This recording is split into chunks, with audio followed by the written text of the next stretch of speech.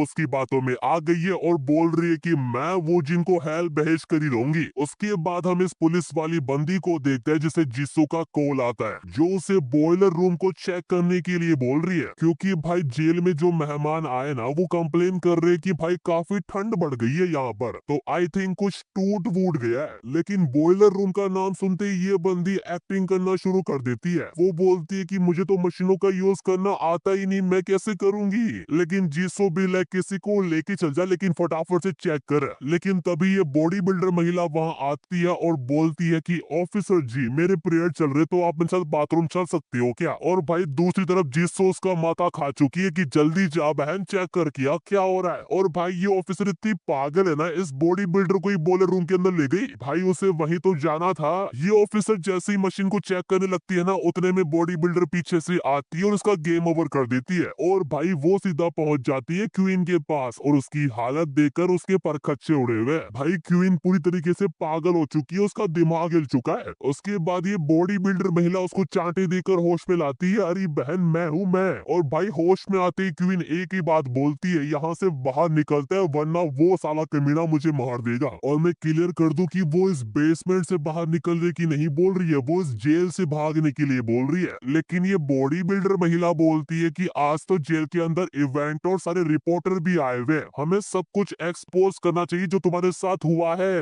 लेकिन क्वीन भी लाइक अबे दिमाग तो ठीक है तेरा, रिपोर्टर को प्रिजनर से घंटा फर्क नहीं पड़ता, और जैसे तुम यहाँ से बाहर जाओगी ना वो जिन तुम्हें पकड़ लेगा और यही डाल देगा, तो मेरी बात मान और हम यहाँ से निकलने के बारे में सोचते हैं। फिर ये बॉडी बिल्डर महिला बोलती है कि ठीक है हम यहाँ से भाग जाएंगे, लेकिन उसके बाद क्या, हमारी लाइफ के तो लगे पड़े हैं। फिर क्वीन उसे बताती है कि बाहर उसकी बहन है जिसका नाम है बूबो, और बहन उसके पास इतना पैसा है कि हम आराम से अपनी लाइफ जी सकते हैं। हम दोनों मेरी बहन की मदद से ये पूरी कंट्री छोड़ देंगे और आराम से एकदम मिलियन वाली लाइफ जिएंगे। भाई एक तरफ तो क्वीन इस बॉडी बिल्डर को मोटिवेट कर रही है और दूसरी तरफ मन में सोच रही है कि ये कितनी बड़ी पागल है रे। उसके बाद वो दोनों उस बेसमेंट से बाहर आते हैं और क्वीन देखती है अपनी इस पुरानी साथी को, और वो इस बॉडी बिल्डर को बोल रही है कि ये आगे जाके प्रॉब्लम क्रिएट कर सकती है, इसे पूरी तरीके से खत्म ही कर दो। और लिटरली भाई ये बॉडी बिल्डर ये पाइप उठाकर उसकी मारने ही वाला होता है, उतने में इसको होश आ जाता है। और भाई अब बारी है क्वीन की बदला लेने की। क्वीन उसको बोलती है कि तुम्हें काफी मजा आया होगा मेरे मजे लेकर, मैं तुम जैसी बंदी को कभी भी माफ नहीं कर सकती। और लिटरली भाई वो बॉडी बिल्डर से पाइप लेती है और उस बंदी को इतना मारती है, भाई इतना मार रही है, भाई वो बंदी पूरी तरीके से बेहोश हो चुकी है। और अब क्वीन का दिमाग देखो भाई, वो उस ऑफिसर के कपड़े पहन लेती है और उसको उस बेसमेंट में फेंक देती है, और अब वो यहाँ से भागने की तैयारी कर रहा है। भाई क्वीन ने अब ऑफिसर की ड्रेस पहन रखी है, इसलिए उसको कोई अब पहचान भी नहीं पा रहा है। और तो और भाई उसके पास उस ऑफिसर का ये कार्ड भी है जिससे वो कोई भी गेट खोल सकती है और इजिली इस प्रिजन से बाहर निकल सकती है। उसके बाद हम जेल के बाहर आते हैं जहाँ पर कुछ फर्नीचर वगैरह आ रखी है और प्रिजनर टीम अप करके इन्हें उठाकर लेके जा रही है। और यहीं पर हम नंबर 5342 को भी देखते हैं। ऑफिसर उसे बोलती है कि तुम्हारा पार्टनर कहाँ पर है, तुम इसे अकेले तो नहीं उठा पाओगी। एंड नंबर 5342 भी लाइक कि मेरा कोई रूममेट नहीं है। तभी ऑफिसर उसके पीछे खड़ी हुई एक प्रिजनर को बुलाती है जो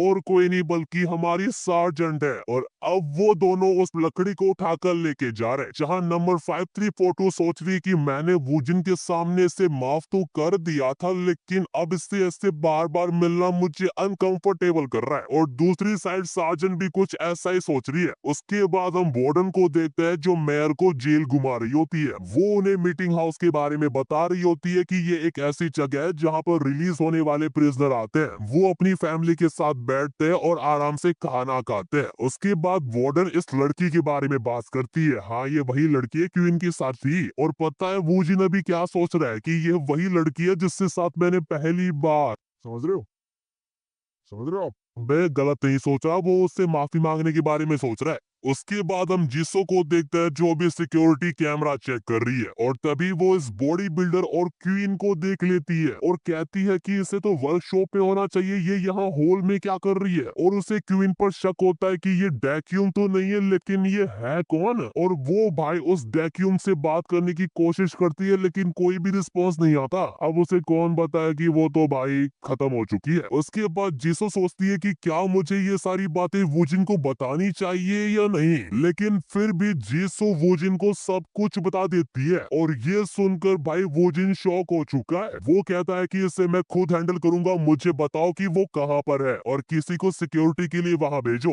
उसके बाद हम क्वीन और बॉडी बिल्डर महिला को देखता है, जहाँ पर क्वीन बोल रही है कि बस एक और दरवाजा और हम यहाँ से बाहर चले जाएंगे। और भाई जैसे ही वो उस गेट से जाने वाले होते हैं ना, वूजिन वहां पर पहुंच जाता है। क्वीन उनको देख लेती है और बॉडी बिल्डर को छुपने के लिए बोल रही है। बॉडी बिल्डर महिला क्वीन से पूछती है कि अब हमें क्या करना चाहिए, लेकिन भाई क्वीन की तो खुद हालत खराब पड़ी है वूजिन को देखकर। भाई वूजिन ने क्वीन को इतना तगड़ा टॉर्चर किया है ना कि उसकी जस्ट फुट स्टेप की आवाज से क्वीन की पूरी बॉडी में सेंसेशन हो रही है। लेकिन तभी इस बॉडी बिल्डर को स्टोरेज रूम दिखता है और वो छुपने के लिए वहीं चले जाते हैं। और इधर जिसो वूजिन को बता रही होती है कि वो स्टोरेज रूम के अंदर है और बोल रही है कि अंदर कोई सीसीटीवी कैमरा कुछ भी नहीं है। फिर वूजिन बोलता है कि अगर मैं 15 मिनट के अंदर बाहर नहीं आया तो अलार्म बजा देना और इसके साथ ही मैं और बाकी सिविलियंस को सेफ जगह पर पहुंचाना है तुम्हें। उसके बाद वूजिन जैसे ही अंदर जाता है वो देखता है कि अरे भाई ये तो हमारी क्वीन है। वूजिन उनको दीवार के सहारे खड़े रहने के लिए बोलता है, लेकिन भाई क्वीन की सेंसेशन खत्म ही नहीं हो रही है। वो बोलती है कि उसके बाद तुम्हारे साथ क्या करोगे, तुम मुझे चाकू घोंप कर कहीं मार तो नहीं दोगे या फिर मुझे वापस बेसमेंट के अंदर बंद कर दोगे। लेकिन वूजिन भी लाइक कि अगर ज्यादा बकवास की ना तो गोली मार दूंगा। और ये सुनकर क्वीन बॉडी बिल्डर को बोलती है कि जैसा ये कर रहा है ना वैसा करना ठीक रहेगा। अभी ये देखकर वूजिन सोच रहा है कि ये कोई ट्रैप तो नहीं मुझे फंसाने के लिए। उसके बाद क्वीन बोलती है कि मैं एडमिट करती हूँ कि मैंने नंबर 5342 के साथ गलत किया था और उसके लिए तुमने मुझे बेसमेंट में लॉक किया था और मुझे ऐसा तगड़ा ट्रीटमेंट दिया था और उन सब की वजह से मेरी आज ऐसी कंडीशन हो चुकी है। और अब जिन वो अपने मन में सोच रहा है कि ये सारे मेरे ही कर्म है, मैंने अपने गुस्से को कंट्रोल नहीं किया और क्वीन को इतना टॉर्चर किया कि उसकी आज ऐसी कंडीशन हो चुकी है। और लिटरली भाई जब वूजिन ये सब कुछ सोच रहा होता है ना, इतने में क्वीन इतना भयंकर चिल्लाती है ना, जिस वजह से वूजिन की जो गोली होती है वो लगती है इस बॉडी बिल्डर को और भाई क्वीन चाकू लेकर वूजिन के पेट में मार देती है। वूजिन कैसे ना कैसे करके क्वीन को हैंडल करता है, लेकिन इतने में ये बॉडी बिल्डर आके उसको घूसा मार देती है और भाई उसकी गन छीनने की कोशिश करती है और इसका फायदा उठाकर क्वीन उसको एक और चाकू मार देती है। और अब भाई वूजिन की हालत ऐसी हो चुकी है एंड क्वीन भी लाइक वो गन उठाती है और वूजिन को बोल रही है अब तुम्हें कैसा लग रहा है मेरी जगह होकर। भाई एक तरफ तो क्वीन अपना गुस्सा दिखा रही है, लेकिन दूसरी साइड उसके मन में कुछ और ही चल रहा है। इतने में ये बॉडी बिल्डर क्वीन को सॉरी बोलती है और कहती है कि मैंने आपको गलत समझ लिया था। फिर क्वीन उसको बोलती है कि तुम्हें गन चलानी आती है तो मुझे सिखाओ ना इसको यूज कैसे करते हैं। एंड देन ये बॉडी बिल्डर जिसका दिमाग ही पता नहीं कहाँ है वो उसको सिखा रही है कि ऐसे ऐसे गन का यूज करते हैं। और भाई जैसे ही क्वीन वूजिन को मारने वाली होती है वो वूजिन की जगह इस लड़की को ही मार देती है। भाई और भरोसा कर ले इस क्वीन पर। उसके बाद क्वीन वूजिन की जेब से सिगरेट निकालती है और उसे बताती है कि मैंने तुम्हें शूट क्यों नहीं किया। भाई ये सब कुछ स्टार्टिंग से क्वीन का प्लान था। तुम्हें क्या लगा मैं तुम्हें इतना इजीली मार दूंगी? तुमने जो कुछ भी मेरे साथ किया उसके बाद भी। उसके बाद क्वीन गन से अपने फिंगरप्रिंट मिटाती है और कहती है कि एक प्रिजनर की भागने में मदद करना,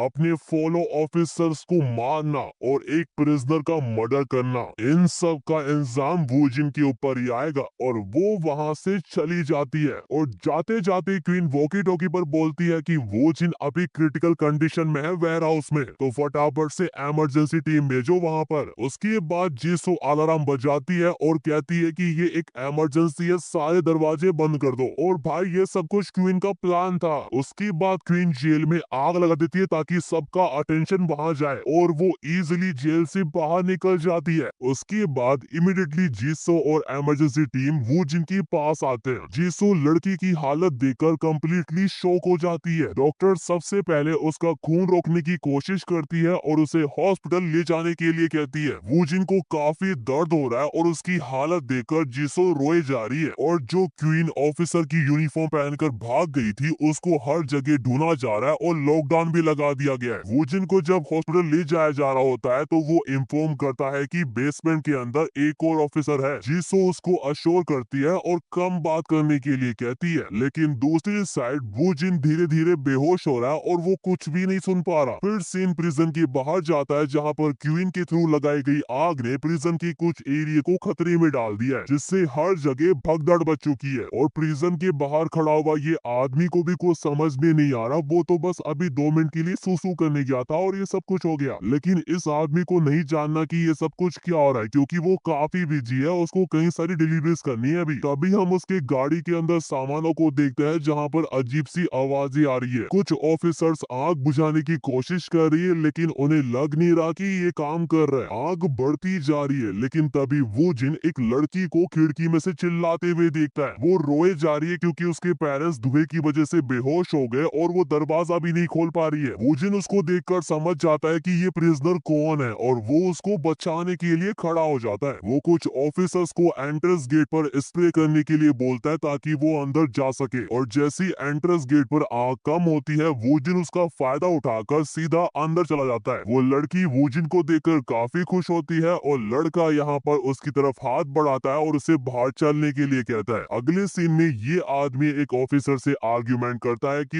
उसको क्यों रोक के रखा हुआ है। वो ऑफिसर को बोल रहा है कि मैंने देखा है कि यहाँ से और भी ट्रक गए, तो तुम मुझे क्यों रोक रहे हो। लेकिन ऑफिसर उसे समझा रहा है कि ये एक ऑर्डर है और हम ये गेट नहीं खोल सकते। लेकिन तभी गेट के बाहर एम्बुलेंस आ चुकी है जो गेट को खोलने के लिए कह रही है, और तभी मेयर का आदमी भी वहाँ पर आ जाता है जो गेट को खोलने के लिए बोल रहा है। इन सारी बातों से ऑफिसर का दिमाग चकरा जाता है और वो गेट खोल देता है, जिससे वो गाड़ी वाला और मेयर वहाँ से चले जाते हैं। उसके बाद हम क्वीन की सिस्टर को देखते हैं, जिसके बारे में क्वीन ने जेल से भागने से पहले बात की थी। वो कुछ लड़कों के साथ खेल रही है, वो भी एक नहीं दो, और जब उनका ये गेम पीक पॉइंट पर पहुंचने वाला होता है तभी उसकी सेक्रेटरी वहां पर आ जाती है और वो उसको कुछ इंफॉर्मेशन देने के लिए आई है। वो इमिडिएटली टीवी ऑन करती है जहां पर न्यूज चल रही है कि क्वीन जो है वो जेल से भाग चुकी है, जिसे देखकर क्वीन की सिस्टर कंप्लीटली शॉक हो चुकी है। उसे लगा नहीं था कि वो कभी जेल से बाहर आएगी।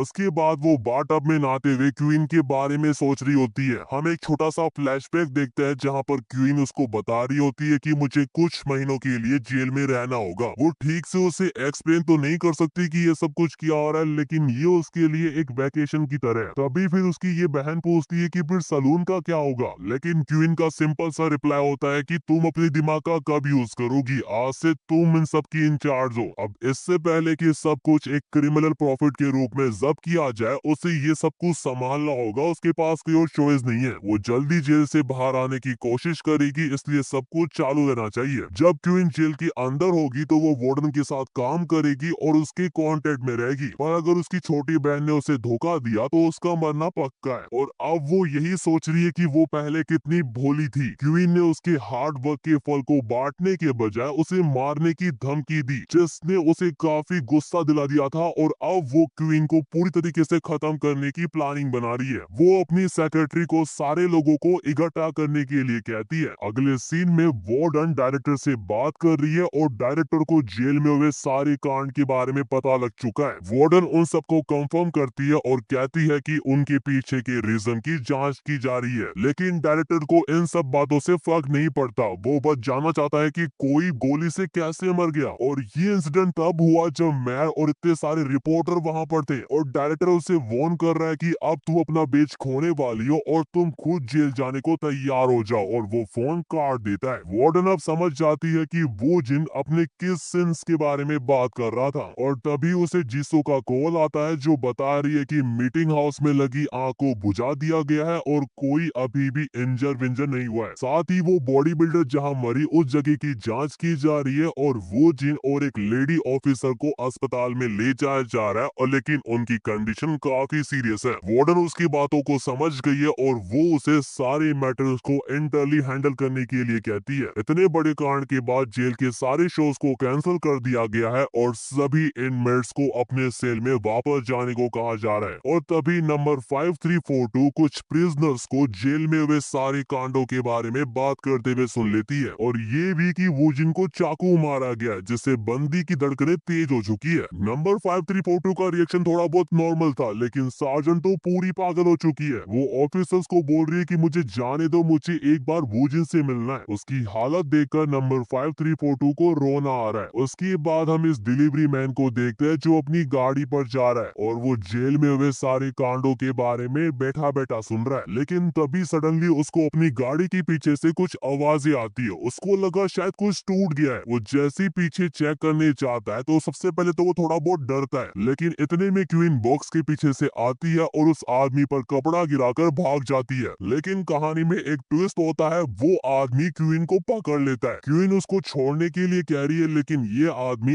एक नंबर का हफ्सी है। क्वीन उस बदबूदार बूढ़े आदमी को धमकी भी देती है कि तू मुझे नहीं जानता, लेकिन क्वीन की बातें सुनकर वो बूढ़ा आदमी गुस्सा हो जाता है और कहता है कि मैं तुम्हें सिखाऊंगा कि बूढ़े लोगों की रेस्पेक्ट कैसे की जाती है। और ये बूढ़ा आदमी उसको सिखाता भी है, वो भी अच्छी तरीके से। लेकिन जब ये बूढ़ा आदमी उसको शक करने के लिए कहता है ना, क्वीन इसका फायदा उठाकर उसकी गन को चबा जाती है। उसके बाद वो एक भाटा लेकर उसके सर पे मार देती है। फिर सीन जाता है वार्डन ऑफिस में, जहाँ पर कुछ ऑफिसर सार्जेंट को वार्डन के पास लेकर आए, क्योंकि भाई सार्जेंट पागल हो चुकी थी। वो चिल्ला रही थी और वार्डन से मिलने के लिए कह रही थी। वार्डन उनकी बात समझ जाती है और उन्हें वापस ड्यूटी पर जाने के लिए कहती है। ऑफिसर्स के जाने के बाद सार्जेंट वार्डन से कहती है कि मैं बस तुमसे एक चीज चाहती हूँ, मुझे वूजिन से मिलना है, लेकिन ये इम्पॉसिबल है क्योंकि ऐसी क्वेरीज के लिए काफी लंबा प्रोसीजर और क्वालिफिकेशन चाहिए। लेकिन सार्जेंट को सिर्फ वूजिन से मिलना है, वो बस मरे जा रही है उससे मिलने के लिए। वार्डन उसे समझाती है, अब क्योंकि उसे भी वूजिन के सीक्रेट के बारे में आज पता पड़ा है तो वो भी कंफ्यूज है। वो उसे शांत रहने और अपने इमोशन कंट्रोल करने के लिए कहती है, तुम्हें ये सब कुछ सीखना होगा, तभी तुम धीरज रख पाओगी। और उसने भी इन सब के लिए कीमत चुकाई है। अगले सीन में क्वीन एक रैंडम घर के अंदर आती है और एक बूढ़ी औरत से उसका फोन मांग रही है। क्वीन सीधा अपनी बहन को फोन मिलाती है और उससे कह रही है कि तुम मुझे लेने आ जाओ। उसकी बहन जानती है कि वो जेल से भाग कर आई है, लेकिन वो ना जानने की एक्टिंग कर रही है। और दूसरी साइड क्वीन कह रही है कि तभी तो मैंने तुम्हें फोन किया है, मुझे पता है कि तुम मेरी हेल्प करोगी। पर उसकी बहन तो पूरी तरीके से रेडी है उसे खत्म करने के लिए। भाई उसके साथ 3-4 बंदे भी है। वो उसे कह रही है कि हम जल्दी मिलेंगे। उसके बाद क्वीन की बहन उसकी बताई हुई जगह पर पहुंच जाती है। क्वीन झाड़ियों के पीछे छुपकर अपनी बहन का वेट कर रही है और जैसे ही उसकी बहन वहाँ पर आती है, वो छुपके से उसकी गाड़ी में बैठ जाती है। वो गाड़ी में बैठे हुए कुछ न्यू जूनियर्स को हाई करती है, जिन्हें उसके जेल के जाने के बाद हायर किया गया था। क्वीन की बहन उससे पूछती है कि तुम्हारे साथ शायद कुछ काफी बुरा हुआ है कि तुम जेल से भाग कर आ गई हो। उसने न्यूज में सब कुछ देखा है और वो जानना चाहती है कि क्या इन सब के पीछे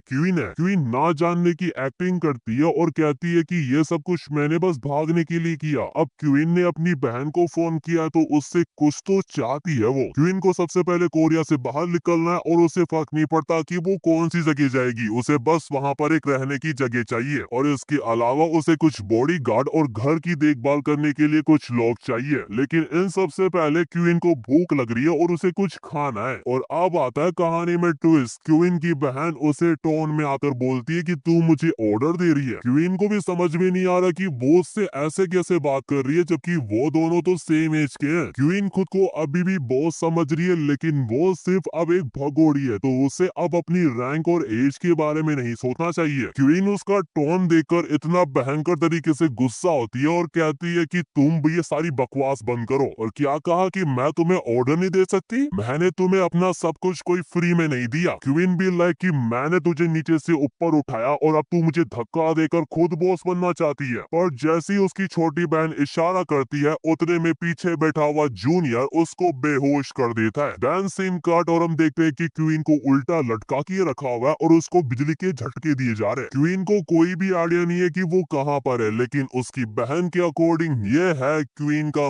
मेंटल ट्रांसफॉर्मेशन रूम। और वैसे भी क्वीन ने कहा था कि उसे जगह से फर्क नहीं पड़ता, तो ये रही उसकी जगह। और दूसरी साइड क्वीन का जूनियर उसे बार बार झटके दिए जा रहा है, वो भी 10 वाट के। क्वीन जानना चाहती है कि उसकी बहन उसके साथ क्या करना चाहती है। पहले तो उसका प्लान उसे दफना के पूरा दिन खत्म करने का था, लेकिन जब उसे पता पड़ा कि क्वीन की ऑलरेडी फट रखी है, तो वो समझ गई कि उसके साथ क्या करना है। उसे बस क्वीन के साथ खेलना था। उसके बाद क्वीन को टॉर्चर करने का रियल गेम शुरू होता है। क्वीन अपनी बहन से सॉरी मांग रही है और कह रही है कि तुम चाहे मेरा पैसा और बिजनेस सब कुछ रख लो, बस इन जूनियर्स को तुम रोको। लेकिन उसकी बहन भी लाइक कि तुम बस शुरू करो, इसकी बकवास मत सुनो। फिर जो क्वीन के साथ टॉर्चर होता है और जो उसकी हालत होती है ना, उतनी बुरी तो भाई जेल में भी नहीं हुई थी उसकी। क्वीन की भाई सच में किस्मत ही खराब है। वो तीनों जूनियर्स मिलके क्वीन को बहुत बुरा टॉर्चर करते हैं। क्वीन को अब समझ में आ रहा है कि उसने जो औरों के साथ बुरा किया था ना, उसकी सजा उसे मिल रही है। उसे कभी नंबर 5342 दिख रही है, तो कभी ये बॉडी बिल्डर, तो कभी ये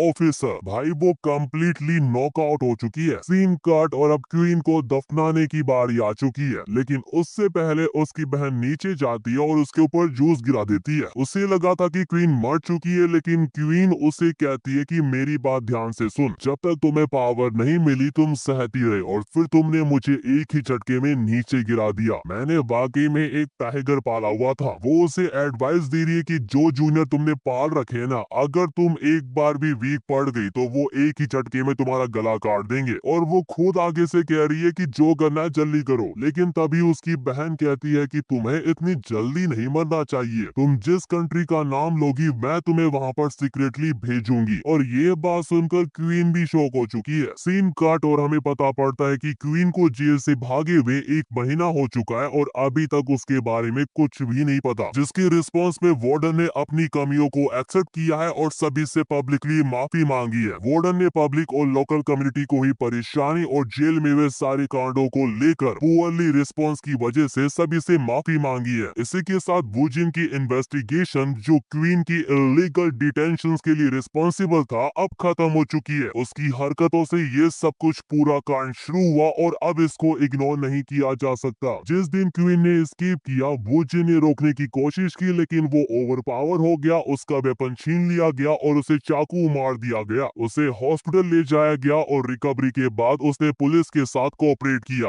अपने कन्फेशन में उसने कहा कि उसकी हरकतें क्वीन के साथ उसकी पर्सनल प्रॉब्लम की वजह से थी। अथॉरिटी के नाम पर उसने अपनी पावर का मिसयूज किया और उससे बुरी तरीके से टॉर्चर किया, लेकिन उसके कन्फेशन के बावजूद कोई डायरेक्ट एविडेंस नहीं था, ना ही कोई सिक्योरिटी फुटेज और ना ही क्वीन का स्टेटमेंट। कुछ टाइम तक उसके सारे क्राइम शैडो में थे, लेकिन फिर इनमेंट यानी ये लड़की जो क्वीन की साथी थी वो आगे आई और सब कुछ बक दिया। सच सामने आने के बाद वुजिन से उसका टाइटल छीन लिया गया और उसे करेक्शनल सर्विस से निकाल दिया गया और उससे अपना क्राइम का सामना करने के लिए छोड़ दिया गया और इन्वेस्टिगेशन के थ्रू डिटरमाइन किया जाएगा कि उसे क्या सजा मिलेगी। और इसी के साथ ये ऑफिसर वो भी वुजिन के साथ थी और वो अक्सर साइट पर आती रहती थी। उसने भी क्वीन को टॉर्चर किया था, लेकिन क्वीन जिस दिन भागी थी तब से लेकर आज तक वो बेहोश है। उसकी हालत के बावजूद भी उसके खिलाफ सारे सबूत क्लियर है, जिस वजह से उसको परमानेंटली डिसमिस कर दिया गया है। और जहाँ तक जिसो की बात है, तो उसने कोई भी डायरेक्टली वायलेंस नहीं किया था। उसने बस अपने कलीग को प्रोटेक्ट करने के लिए रिपोर्ट्स में हेराफेरी की थी और वुजिन के कन्फेशन से पता पड़ा है कि उसने दबाव में आकर ये सारा काम किया था, इसलिए उसे 3 महीने का सस्पेंशन और सैलरी कट आउट दिया गया है। उसके बाद वार्डन भी अपनी सारी जिम्मेदारी एज ए वार्डन एक्सेप्ट करती है और सभी से हम्बली सॉरी मांगती है। सीन कट और हम 5342 और साजन को देखते हैं जो सदमे में पहुंचे हुए हैं। उसके कुछ दिनों बाद ये लड़की अपनी सजा पूरी करके जेल से बाहर आ गई है। उसके 6 महीनों बाद हम वुजिन को देखते हैं जो अब खुद एक इनमैन बन चुका है, ये सोचते हुए कि ये डिफेंडेंट का पहला ऑफेंस है और साथ ही उसने क्राइम का पूरा कन्फेशन दिया। वुजिन को 6 सालों की सजा सुनाई गई और भाई जिस जेल में वुजिन गया है ना, उसे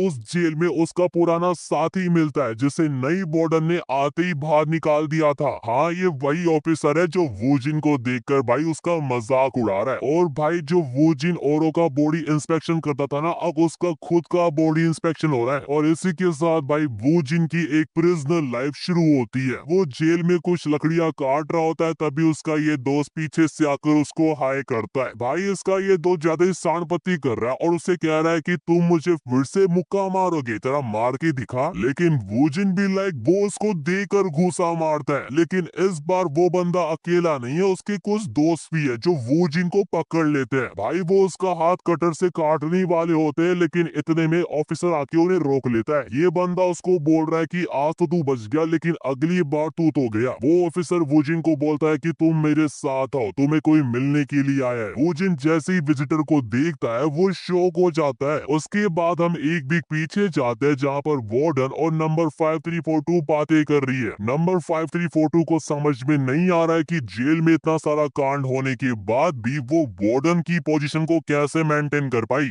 मतलब कि फायर आर्म इंसिडेंट, मर्डर, इन सब से निपटने के लिए कई सारे एग्जाम्पल और प्रोटोकॉल है और ये काफी चॉइस्टिक है क्योंकि ये सब कुछ एक साथ हुआ था। लेकिन तुमने ने स्टेप बाय स्टेप सबको निपटा दिया। नंबर 53 फोटो जानना चाहती है कि वार्डन को किस तरह के डिसिप्लिनरी एक्शन का सामना करना पड़ा, लेकिन जब वार्डन को लगता है कि नंबर 53 फोटो उसका इंटरव्यू लेने की कोशिश कर रही है तो वो उससे सॉरी मांगती है। वार्डन उसे बताती है कि मेरे यहाँ आने से काफी टाइम पहले ही मिनिस्ट्री ऑफ जस्टिस में इस जेल की रेपुटेशन ऑलरेडी खराब थी। वार्डन से लेकर प्रिजनर तक इससे एक लो लेस डम कहती थी। यहाँ तक कि एक सार्जेंट पर स्ट्रीम सर्च के दौरान जानलेवा हमला किया गया और वार्डन को बर्खास्त कर दिया गया। उसके बाद जो वार्डन आया वो तो सबसे बड़ा हफ्सी था और अब मुझे पता पड़ा है कि जो अंडरग्राउंड सेल थी जहाँ पर क्वीन को बंद किया गया था वो ओरिजिनली शट डाउन थी, क्योंकि जब प्रिजन को बनाया जा रहा था तब इसका यूज इलीगल डिटेनमेंट और ह्यूमन अब्यूज के लिए किया गया था। वो नंबर 5342 को सही कहती है, क्योंकि इस जेल का वार्डन बनने को कोई भी तैयार नहीं था। हमारी वार्डन अकेली ही थी जिसने यहाँ पर अप्लाई किया था और वही सिंगल बंदी है जो यहाँ से भागी नहीं और अभी भी यहीं पर है। उसकी बातें सुनकर नंबर 5342 सोच रही है कि ये तो ऐसे बोल रही है कि जैसे सब कुछ इजी हो गया, लेकिन मैं जानती हूँ कि इसके पीछे कितना एफर्ट था। उसके बाद वार्डन उसे बताती है कि उसे यहाँ क्यों बुलाया गया है। उसे एक डॉक्यूमेंट को फिल करने के लिए बुलाया गया जो कि एप्लीकेशन ऑफ पैरोल है, यानी उसकी रिहाई होने वाली है। उसके बाद 5342 वूजिन को देखकर रोती है और कहती है कि वो फ्री हो चुकी है। वो दोनों बैठकर बातें करते हैं, तभी नंबर 5342 उसके चेहरे पर कुछ घावों को नोटिस करती है। वूजिन बताता है कि ये बस काम करते वक्त हो गया था, मैं अभी नहीं हूं ना, लेकिन मैं जल्दी इसकी आदत डालूंगा। और उसे बिल्कुल भी उम्मीद नहीं थी कि वो नंबर 5342 को यहाँ देखेगा। वो सरप्राइज है। वो उसे बताती है कि वार्डन ने जेल से बाहर निकलने के लिए उसकी हेल्प की है। क्वीन के मामले में बिजी होते हुए भी उसने मेरे पैरों और यहाँ तक कि मेरे झूठे आरोपों में मेरी हेल्प करने के लिए टाइम निकाला, और हॉनेस्टली उसको कोई भी आइडिया नहीं है कि वो उसका एहसान कैसे चुकाएगी। तभी वोजिन कहता है कि उसका तुमसे ज्यादा मुझ पर एहसान है, और वो नंबर 5342 को कॉन्ग्रेचुलेट करता है उसके रिलीज के लिए। फिर 5342 बताती है कि वो रिलीज होने के एक दिन पहले सार्जेंट से मिली थी। हम एक छोटा सा फ्लैशबैक देखते हैं जहाँ पर नंबर 5342 अपनी इस प्रिजनर दोस्त से बात कर रही होती है। वो उसे कह रही है कि यहाँ से छूटने के बाद मुझे मत भूल जाना, और जब मैं रिलीज होंगी तो तुम्हें पक्का ढूंढ लूंगी। और तभी वहाँ पर सार्जेंट आती है, जिसे देखकर नंबर 5342 के ये दोस्त गुस्सा हो जाती है और उसे मारने वाली होती है। वो उसे धमकी दे रही है कि हमारे पास मत आना, लेकिन सार्जेंट भी लाइक कि मुझे बस उससे थोड़ी देर बात करनी है आखिरी बार, और नंबर 5342 इसके लिए अग्री भी हो जाती है। नंबर 5342 उसे बताती है कि मुझे ऑलरेडी तुम्हारी अपोलॉजी लेटर के थ्रू मिल चुकी है, तो इससे वापस रिपीट मत करो, और इन द एंड में यहाँ से ठीक ठाक बाहर निकल रही हूँ, लेकिन तुमने जो किया उसकी सजा तुम्हें काटनी पड़ेगी। साजन उसे कहती है कि मैं पर्सनली तुमसे माफी मांगना चाहती थी, और वो भाई घुटनों पर बैठ जाती है, और वो उससे बॉडी इंस्पेक्शन के दिन से लेकर और हॉस्पिटल में जो कुछ भी हुआ उस दिन तक के लिए माफी मांगती है। इससे कोई भी फर्क नहीं पड़ता कि कितना समय बीत जाता है या मेरी बॉडी कितना रिकवर हो जाती है, वो यादें हमेशा मेरे साथ रहेगी। साजन जानती है कि ये सब कहना वो डिजर्व नहीं करती, लेकिन चाहे वो कितनी भी कोशिश कर ले, लेकिन इन द एंड उसको कभी नहीं लगा कि उसने वोजिन की कोई हेल्प की। वो आशा करती है कि नंबर 5342 और वोजिन हमेशा खुश रहेंगे। भाई उसकी बातें सुनकर इस बंदी का भी दिल पिघल जाता है, और केवल इसका ही नहीं, नंबर 5342 भी उसको हमेशा के लिए माफ कर देती है। वो कहती है कि केवल एक ही रीजन है जिस वजह से मैं तुम्हें माफ कर रही हूँ, और वो केवल वोजिन है। वो जानती है कि अगर केवल तुम ही सफर करोगी तो वोजिन हमेशा उस गिल्ड को अपने साथ कैरी करेगा, और इसलिए उसके पास कोई और चॉइस नहीं बचती ये सब कुछ सहने के अलावा। और फिर वो साजन से पूछती है कि क्या तुम उससे अभी भी प्यार करती हो, और सही बात तो ये है कि वो भी वोजिन से प्यार करती है। तो वो उसे फेयर और साथ में वेट करने के लिए कहती है जब तक वोजिन वापस नहीं आ जाता। तभी ऑफिसर इन्फॉर्म करता है कि आपके पास बस 1 मिनट बचा हुआ है। सार्जेंट ने नंबर 5342 को किसी और के लिए नहीं बल्कि खुद के लिए माफ किया। उसे वोजिन और अपने लाइफ की इतनी कीमती चीज छोड़ते हुए देखकर नंबर 5342 को लगा कि उसकी अपोलॉजी वाकई में सिंसियर है। वो अच्छी तरीके से जानती है कि ये उसके घावों को तो ठीक नहीं करेगा, लेकिन उसकी अपोलॉजी को एक्सेप्ट करके वो थोड़ा बहुत हल्का फील कर सकती है। उसके लॉयर ने भी कह दिया है कि उसका नाम जल्दी क्लियर हो जाएगा तो वो एक नई लाइफ स्टार्ट कर सकती है। वो वोजिन से केवल इतना चाहती है कि वो फालतू की टेंशन ना ले और केवल खुद का ध्यान रखे, और यही वार्डन और सार्जेंट की भी इच्छा है। वूजिन उसको थैंक यू कहता है और वो दोनों पुलिस ऑफिसर के सामने ही किस करने लग जाते हैं। मतलब प्रॉपर नहीं होता क्योंकि बीच में कांच आ रहा है, वरना इनका बचले तो कांच तोड़ दे भाई है। उसके बाद एक और रात आती है और वूजिन यहाँ पर सोच रहा है कि उसने काफी सारी गलतियां की है एज ए ऑफिसर और as a person. Number 5342 warden sergeant ने एक दूसरे को माफ किया और एक दूसरे का सपोर्ट भी किया, यहाँ तक कि उन्होंने वूजिन को एक्सेप्ट भी किया। इसलिए वूजिन अपने गिल्ट और एंगर को कल से साइड में रखेगा और हार्ड वर्क करके पूरी तरीके से चेंज होगा। नंबर 5342 की विजिट करने के बाद वूजिन ने अपने सारे डार्क इमोशन को मिटा दिया और अपने आप को हर एक चीज में झोंक दिया, वो चाहे काम था या फिर कुछ और। उसने हमेशा उस दिन के बाद से लोगों से 2 गुना, कभी कभार तो 3 गुना ज्यादा मेहनत की है। धीरे धीरे टाइम बीतता गया और अब वूजिन इतना चेंज हो गया था कि उसके दोस्त के चिढ़ाने पर भी वो शांत रहता है। कई साल बीत जाने के बाद उसके दोस्त को उससे पहले छोड़ दिया गया और वो बस चुपचाप गायब हो गया। और इस दौरान उसे जेल में कभी कभार कुछ लेटर आते थे, वो भी लड़कियों के, लेकिन उसमें से ज्यादा मैसेज सार्जेंट के थे। वो उसे लेटर के थ्रू प्रिजन के बारे में बताया करती थी कि ये जगह अब इतनी शांत हो गई है कि उसे लगता ही नहीं कि ये पहले वाला जेल है। जब से उसे नंबर 5342 ने माफ किया है ना, तब से वो स्मॉल चीजों में भी खुशी ढूंढती है, चाहे वो खाना खाना हो, काम करना हो, सीखना हो या फिर जस्ट 30 मिनट के लिए बाहर बैठना हो। यहाँ तक कि उसे आसमान की तरफ देखना भी ब्लेसिंग लगती है। वो उसे लेटर के थ्रू ये भी बताती है कि बॉर्डर अब ग्रेड 4 की ऑफिसर बन गई है और जीसो भी अब ग्रेड 8 की ऑफिसर बन गई है और अब वो एक डिप्यूटी सार्जेंट के रूप में काम कर रही है और वो अपने काम में जितनी अच्छी है ना, उसके अकॉर्डिंग वो जल्द ही ऑफिसर टाइटल ले लेगी। जीसो को इस पोजीशन पर देखकर सार्जेंट को गिल्ट फील हो रहा है कि उसने कभी भी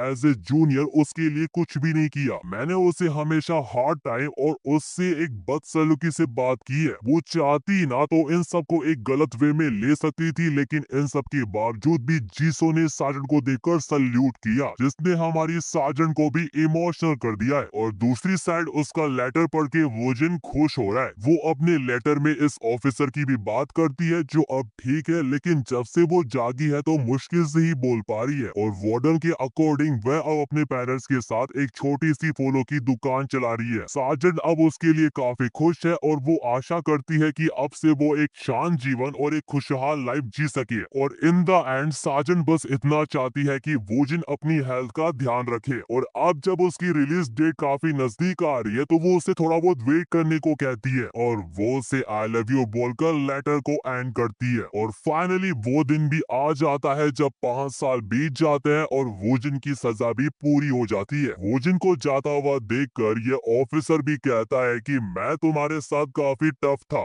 लेकिन इन सालों में तुमने काफी अच्छा काम किया, अब जाओ और अपनी लाइफ जियो। एंड वूजिन भी लाइक कि ठीक है, लेकिन अब हम कभी एक दूसरे से नहीं मिलेंगे। वूजिन वहाँ से चला जाता है और अब वो एक बस स्टॉप पर बैठा हुआ बस का वेट कर रहा है, लेकिन तभी एक कार वहाँ पर आती है जो किसी और की नहीं बल्कि वार्डन की होती है। वो उसको याद दिलाती है कि हमने फर्नीचर इवेंट के बाद साथ में खाना खाने की बात की थी, तो चलो फटाफट से। वूजिन उसकी कार में तो बैठ जाता है, लेकिन उसको लगा कि भाई वो काफी बिजी होती है तो शायद ही वो आए। अब क्योंकि सार्जेंट भी जेल के अंदर है और नंबर 5342 भी काफी बिजी रहती है तो उनसे ठीक से मिलना नहीं हो पाता, इसलिए उसका आना ही सबसे ठीक था। और वैसे भी अगर वार्डन बार बार दिखाई दे तो ये तो ठीक बात नहीं है ना। वार्डन वूजिन को देखकर काफी खुश है और वो उम्मीद करती है कि उसने अपना ख्याल ठीक से रखा होगा। एंड वूजिन भी लाइक कि अब काम करना मैं क्या ही बताऊं, मेरी आदत बन चुकी है। अब उसके बाद एक अच्छे से रेस्टोरेंट में जाने से पहले वार्डन वूजिन को एक कोट की दुकान पर लेके आती है और जब वूजिन एक सूट पहनकर वार्डन के सामने आता है तो वो इस तक रह जाती है। वो उसे टाई पहनने को बोलती है, लेकिन वूजिन को टाई पहनना तो आता ही नहीं है। वार्डन उसकी टाई बांधती है और अब क्योंकि वार्डन ने उसे हमेशा एक ऑफिसर ड्रेस में देखा है तो वो एक्साइटेड थी कि वूजिन सूट में कैसा लगता है। उसके बाद बिल पे करके वो एक अच्छे से रेस्टोरेंट में खाना खाने जाते हैं। वूजिन उसको प्रमोशन की बधाई देता है और दिल से फील करता है कि वो उसके लिए कुछ करना चाहता है, लेकिन वार्डन भी लाइक कि तुम अभी अभी बाहर आए हो तो चिंता मत करो, एक सिंपल कॉन्ग्रेचुलेशंस भी काफी है मेरे लिए। और वो उसे ग्लास उठाकर एक नई एकदम फ्रेश स्टार्ट करने के लिए कहती है। वूजिन उससे सॉरी मांगता है कि उसने क्वीन और बाकियों के खिलाफ इतना घिनौना क्राइम किया और इसने इन सबको छुपा जाकर और बड़ी गलती की। अगर वोजिन पीछे मुड़कर देखे तो ये कहना कि वो बाद में सरेंडर कर देगा और क्वीन को अपने कंट्रोल में रखेगा, ये सबसे बड़ी गलती थी और इसी बात ने वोजिन को एक मॉन्स्टर में बदल दिया था। लेकिन वार्डन भी लाइक कि तुमने जो कुछ भी अभी कहा उसमें रिहेबिलिटेशन का जवाब है। अगर वो ध्यान से उसके बारे में सोचे तो उसके सारी क्राइम में उसकी इमोशन लाइक एंगर और सैडनेस है, और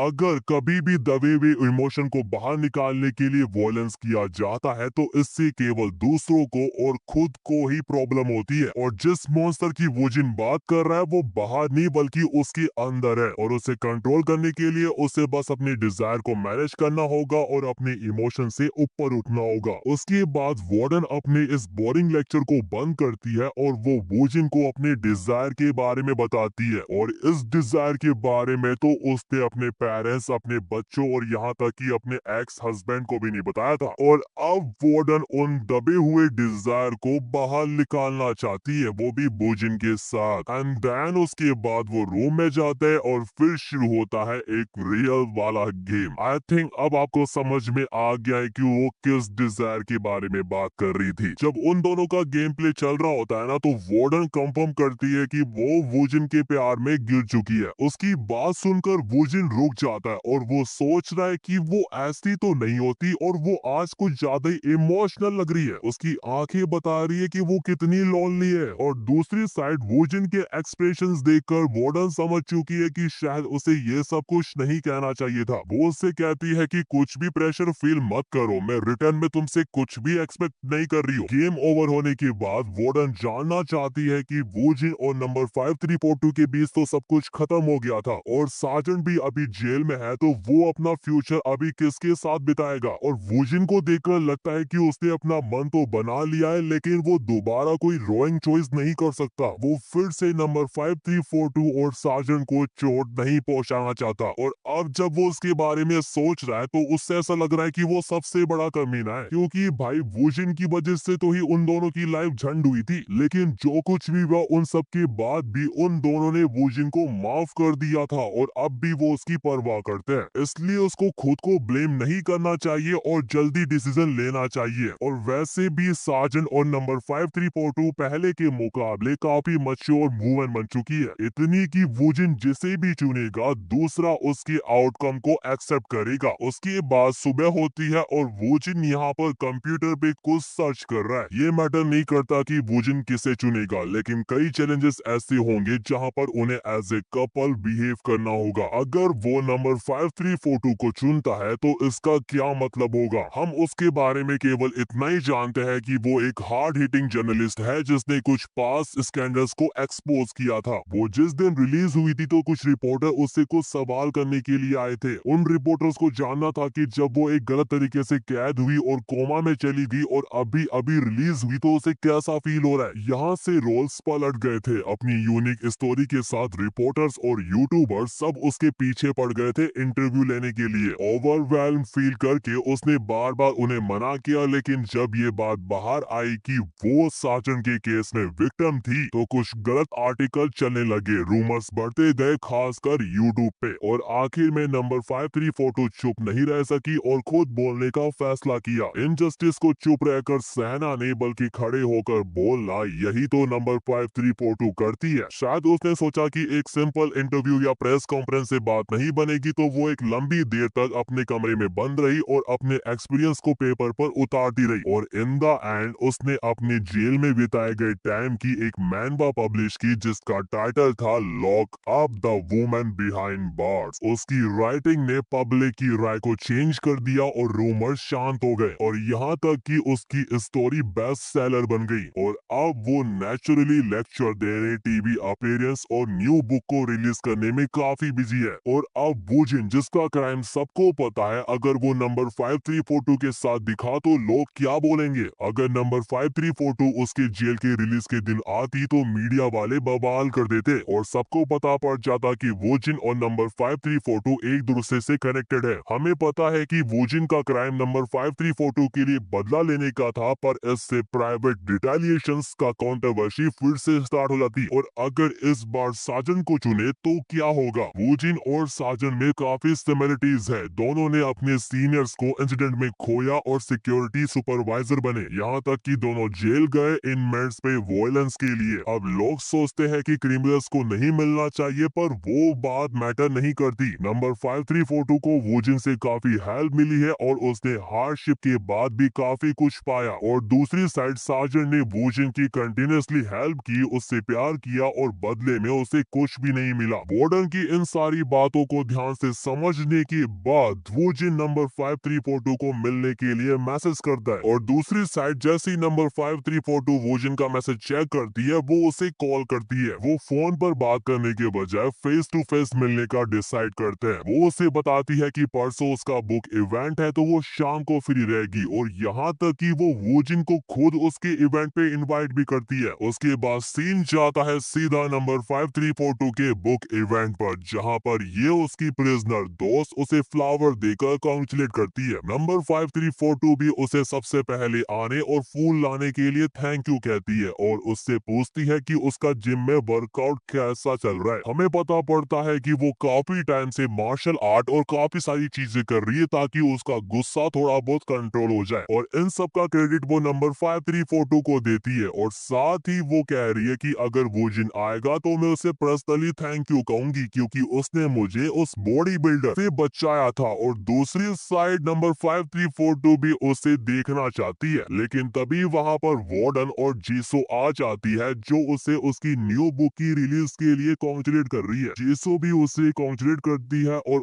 उसकी वजह से उसे जितनी भी परेशानी हुई उसके लिए वो माफी मांग रही है उससे। लेकिन नंबर 5342 बिल है कि ये सब पास की बात है, अब सब कुछ ठीक है और बदले में वो भी उसे ऑफिसर सार्जन बनने के लिए कॉन्ग्रेचुलेट करती है। जीसू के लिए ये काफी एम्बैरसिंग मोमेंट होता है और बदले में वो भी उसे थैंक यू कहती है। उसके बाद वो सभी अंदर जाते हैं और नंबर 5342 का ये बुक इवेंट शुरू होता है। जो बंदा इंटरव्यू ले रहा है वो लड़की से पूछता है कि आप मुझे बता सकती है कि ये बुक किसके बारे में है। लड़की एक्सप्लेन करती है कि सिंस की आवाज तो ऊंची है लेकिन फॉरगिवनेस की आवाज उससे भी ऊंची है। जब उसने भी ये शब्द पहली बार सुने थे तो उसे भी इनका मीनिंग पूरी तरीके से समझ में नहीं आया था, लेकिन अब ये लड़की सबके सामने खड़ी है, वो भी अपने ऊपर लगे झूठे चार्जेस से फ्री होकर। नंबर 5342 जब जेल में थी तो उसमें दुनिया के लिए केवल गुस्सा और नफरत थी। उसने इनजस्टिस के लिए लड़ाई लड़ी लेकिन फिर भी उसे जेल में जाना पड़ा। उसने वॉयलेंस को झेला और यहाँ तक कि मौत का भी सामना किया। उसे लगा था कि उसके ये घाव कभी नहीं भर पाएंगे, लेकिन एक हार्ट फेल्ड माफी ने उसका बोझ हल्का कर दिया। उसकी जो पुरानी किताब थी वो वॉयलेंस और ट्रोमा पर थी, पर ये एक नया सफर है। उसने माफी को चुना बदले या नफरत के बजाय। वो खड़ी होकर सबको थैंक यू कहती है और भीड़ में वूजिन को ढूंढती है, लेकिन उसे वो नहीं मिलता। इवेंट के खत्म होने के बाद जैसे ही नंबर 5342 बाहर आकर वूजिन को कॉल मिलाती है वो उसके बगल में खड़ा होता है। वो दोनों बैठकर बातें कर रहे हैं और वूजिन बताता है कि मैं इसलिए नहीं आया क्योंकि मुझे लगा कि कोई परेशानी हो जाए, लेकिन नंबर 5342 खुश है कि वो तब भी यहाँ पर आया।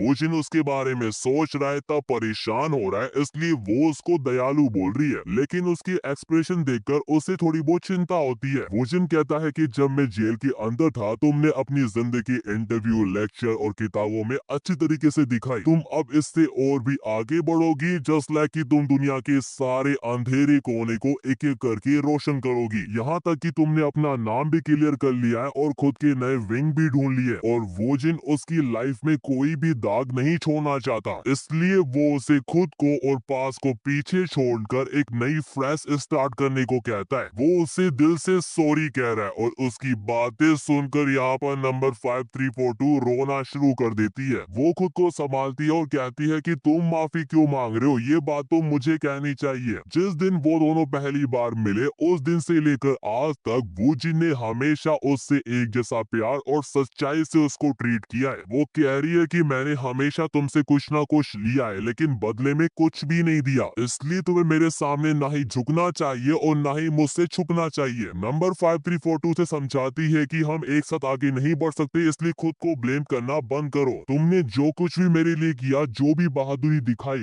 उसके लिए मैं तुम्हें एक अच्छा इंसान से भी बढ़कर मानती हूँ। तुम मेरे हीरो और सेवियर हो। भाई उसकी बातें सुनकर वूजिन को भी रोना आ रहा है। नंबर 5342 कहती है कि अब हम नहीं रोएंगे, एक दूसरे से माफी नहीं मांगेंगे, वो बस इससे एक ब्यूटीफुल याद बनाना चाहती है, और वो भी एक साथ लास्ट नाइट स्पेंड करके, और उनकी ये नाइट यादगार भी होती है। सीन चेंज होता है और हम क्वीन को देखते हैं जिसे 6.5 ईयर में वापस पकड़ लिया गया था, और यहाँ तक कि उसे जेल से भागने, मर्डर करने, आग जलाने के लिए मौत की सजा सुनाई गई। वो जगह जहाँ उसका फाइनली सुराग मिला वो साउथ ईस्ट एशिया का एक अजीब सा आइलैंड था। वहाँ पर ये लड़की जो एक टाइम पर क्वीन की मेड हुआ करती थी एकदम मजे से आराम कर रही थी, और तभी वो देखती है कि एक लड़की सेमलेसली मर्दों को रेड कर रही है, जो और कोई नहीं बल्कि क्वीन ही थी। एक्चुअली में क्वीन की बहन ने उसे ओवरसी भेज दिया था और मजबूरी में उसे एक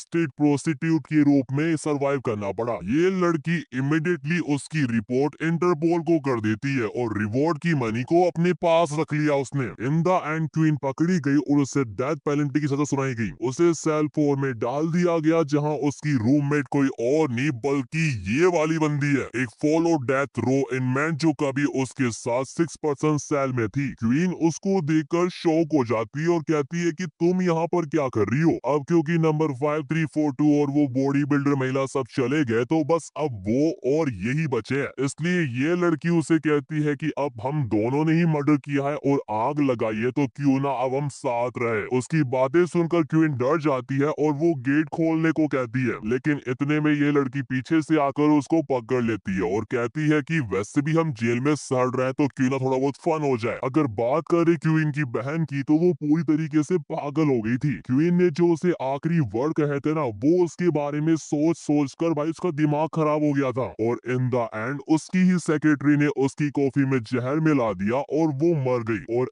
अब जब वूजिन को रिलीज हुए 1 साल हो गए थे तब फाइनली साजन भी रिलीज हो गई थी, और हमारा हीरो साजन से मिलने के लिए भी आया है। साजन जैसे ही उसको देखती है थोड़ा बहुत इमोशनल होती है और भागकर उसे गले लगा लेती है। वूजिन उसे अपने घर ले जाता है जो काफी छोटा होता है और उसमें बस एक ही कमरा है, लेकिन वो काफी फॉर्मली बात कर रहा है जो साजन को काफी अजीब लग रहा है। वूजिन उसे अपना कमरा दिखाता है जो एक अकेले रहने वाले आदमी के लिए तो काफी है, लड़के के लिए ये काफी एम्बैरेसिंग बात है क्योंकि ये पहली बार है जब कोई उसके रूम पर आया है। वूजिन की बातें सुनने के बाद साजन का जो साइलेंट है ऐसा लगता है कि वो जानना चाहती है कि नंबर 5342 के साथ क्या हुआ और इसका क्या मतलब है कि तुमने पहली बार किसी को इनवाइट किया है, लेकिन उसका साइलेंस एंड होता है ये कहकर कि हमें साथ में ड्रिंक करनी चाहिए। फिर कई साल बीत जाने के बाद वो एक बार फिर से साथ में ड्रिंक करते हैं और यहाँ तक कि खुद को एक दूसरे को लगभग मार डालने की पूरी कहानी भी उनकी बातचीत का हिस्सा बन जाती है। और उसके बाद जैसे ही मेज पर खाली बोतलें भर जाती है उनकी यादों की जो राह पर उनकी जर्नी होती है वो खत्म हो जाती है। वो पहले की तरह अपनी लाइफ को जी रहे थे और एक दूसरे की तरफ बढ़ रहे थे। उसके बाद जब वो साथ में फन कर रहे होते हैं वो डिसाइड करते हैं कि अब से वो दोनों हैप्पीली साथ रहेंगे। वो जिन एक बस ड्राइवर बन जाता है और साजन उनके घर के पास में ही एक मार्ट में काम करना शुरू कर देती है। अपने बिजी शेड्यूल के बावजूद भी साजन उसके लिए हमेशा खाना बनाती थी,